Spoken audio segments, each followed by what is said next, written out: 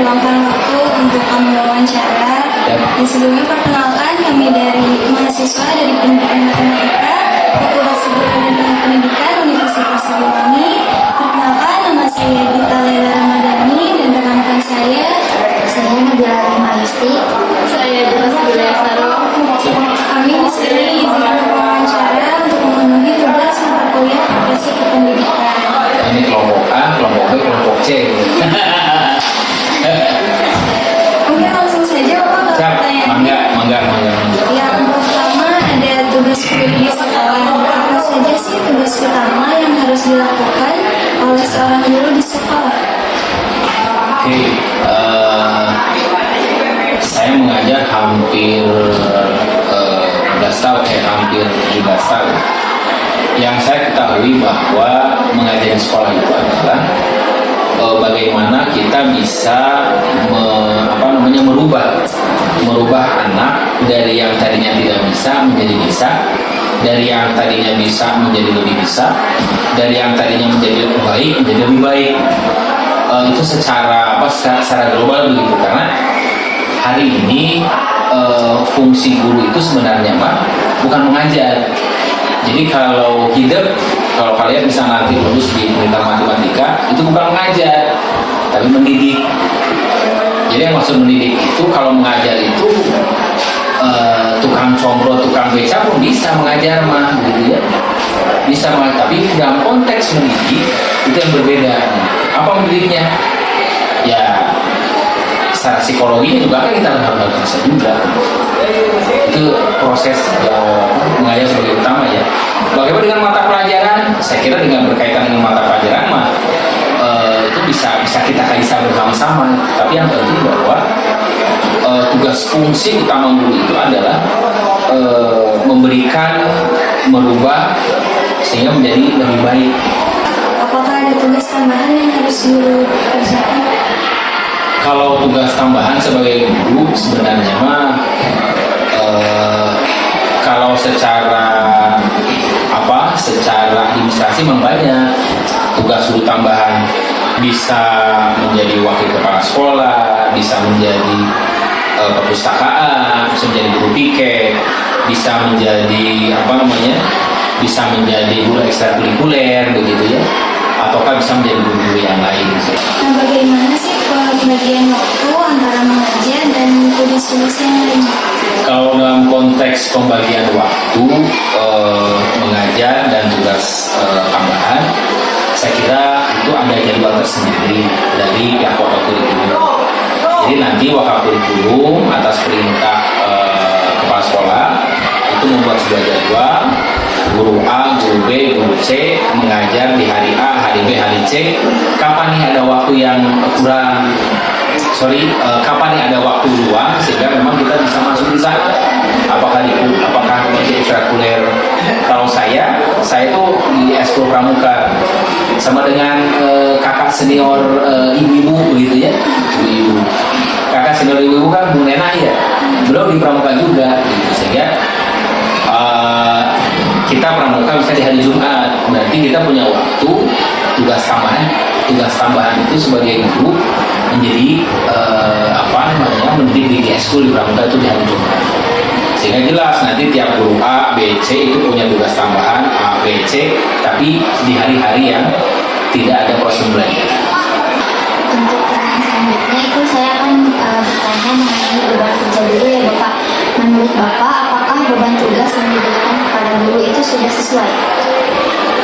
Beban kerja kalau kita mengacu kepada undang-undang pendidikan ya, undang-undang pendidikan itu di kurikulum Kurtilas kurikulum 2013 dinyatakan bahwa itu harus 24 jam.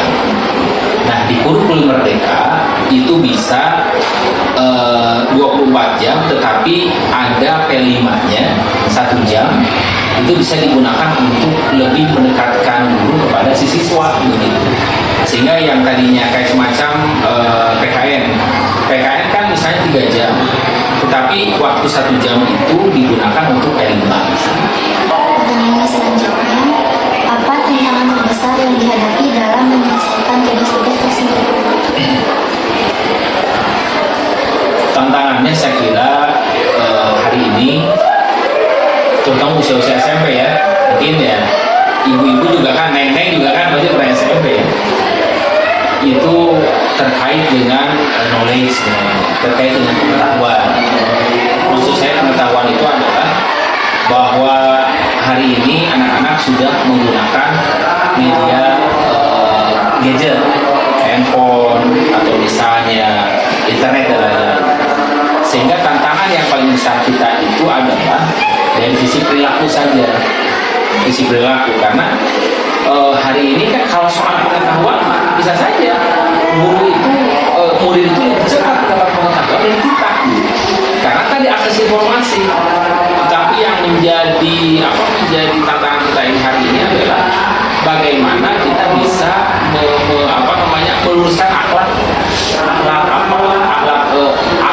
etika dan sikap ini dalam konteks pembelajaran, dalam konteks keseharian dan lain-lain. Sehingga tantangan yang terbesar menurut saya pada hari ini adalah meluruskan attitude, sikap. Mungkin untuk meluruskan itu, bagaimana Bapak mengatasinya? Saya pernah ikut program di dalam guru penggerak itu ada pendekatan yang memang emosional, ada pendekatan yang memang pendekatan yang lain. Tapi yang paling pas dan pantas untuk tingkat SMP ini adalah tidak bisa dengan emosi sebenarnya, Mas. Tetapi dengan apa? Dengan hati sebenarnya juga.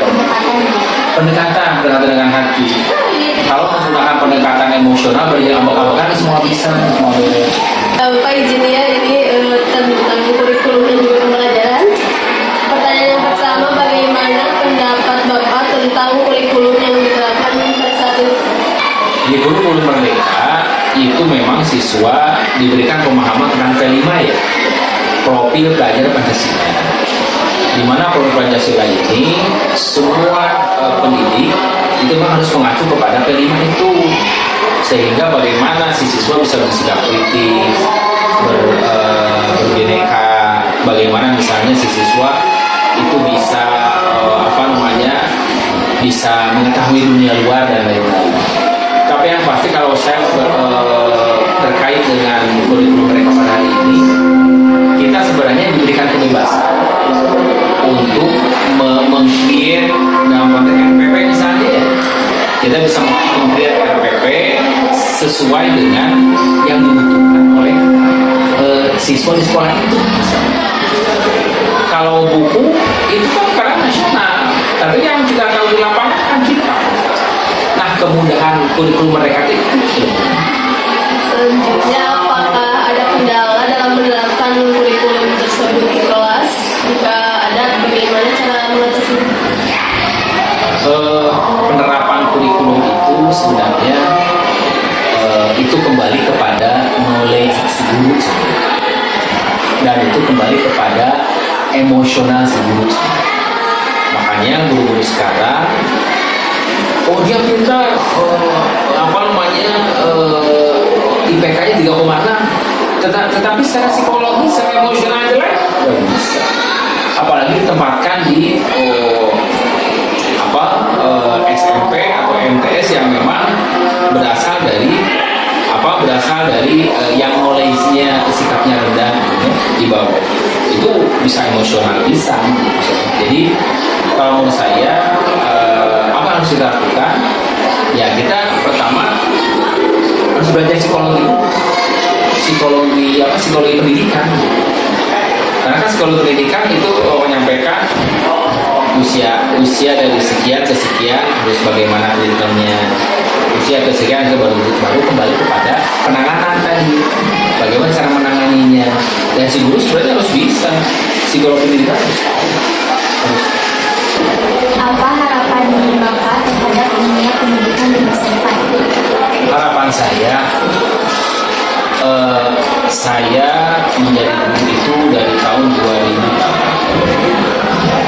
Saya jadi keluar mahasiswa itu tahun 2006 dan masuk tahun 2000. Saya melihat perjalanan sejarah itu mengatakan bahwa bangsa ini memang harus dirubah mulai dari pendidikan.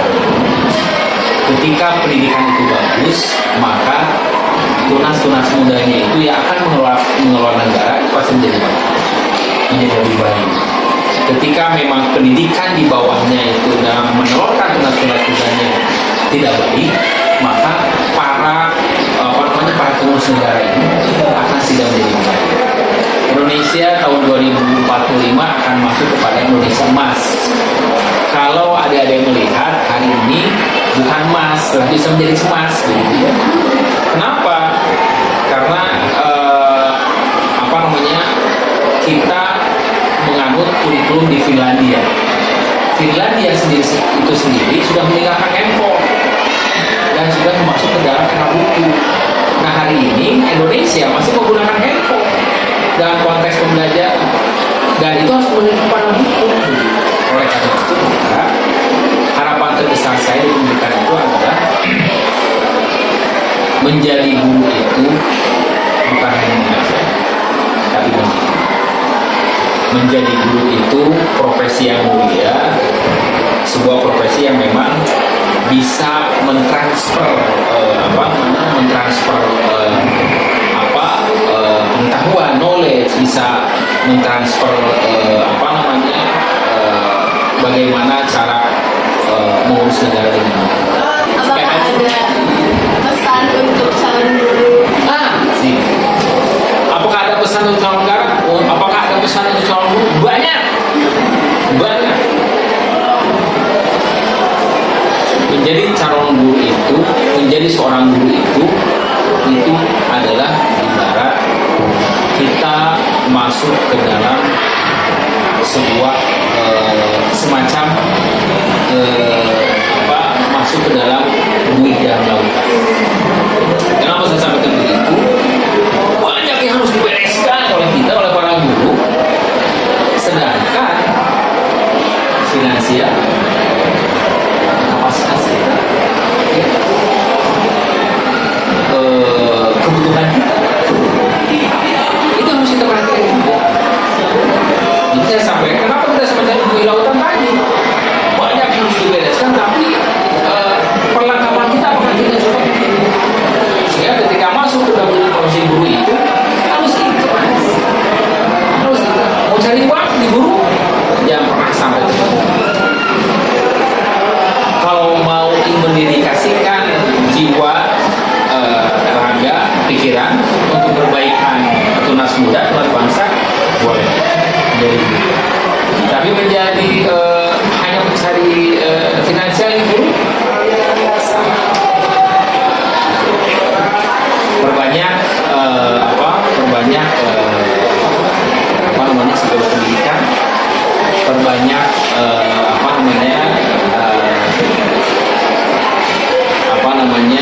implementasi dari sebuah materi.